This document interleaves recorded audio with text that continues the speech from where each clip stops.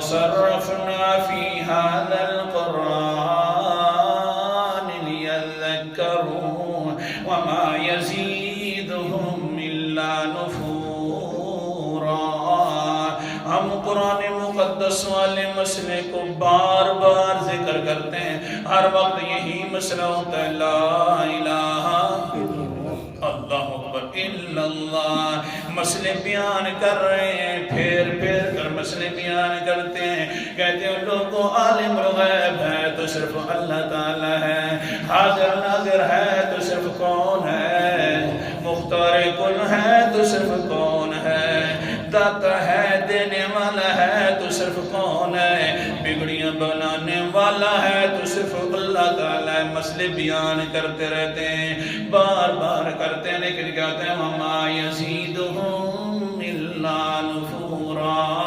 پہلا انداز مخالفت کا یہ ہوتا ہے، مخالفین کا قرآن مقدس کے نہ ماننے کا، کہ دل کے اندر نفرت پیدا کر لیتے ہیں، دل میں قرآن مقدس کو اچھا نہیں سمجھتے.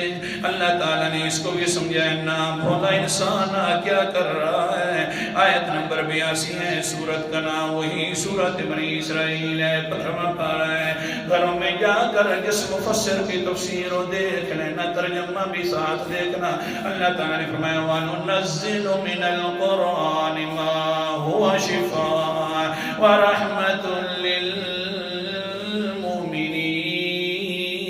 وَلَا يَزِيدُ الظَّالِمِينَ إِلَّا خَسَارًا. اللہ کہہ دو سبحان اللہ. سردی بڑی سخت ہے اس لیے نہیں ہو رہا آسمان. بہرحال سمجھایا رہا ہوں، دوسرا انداز آ گیا مخالفت کا.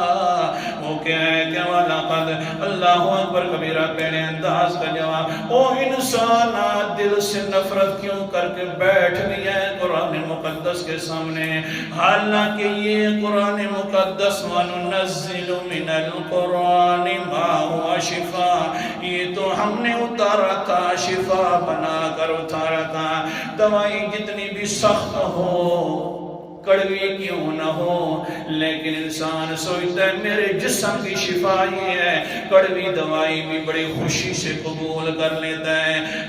اگر اس کے مسئلے کڑوے ہیں تو خوشی سے قبول کر لیا کرو.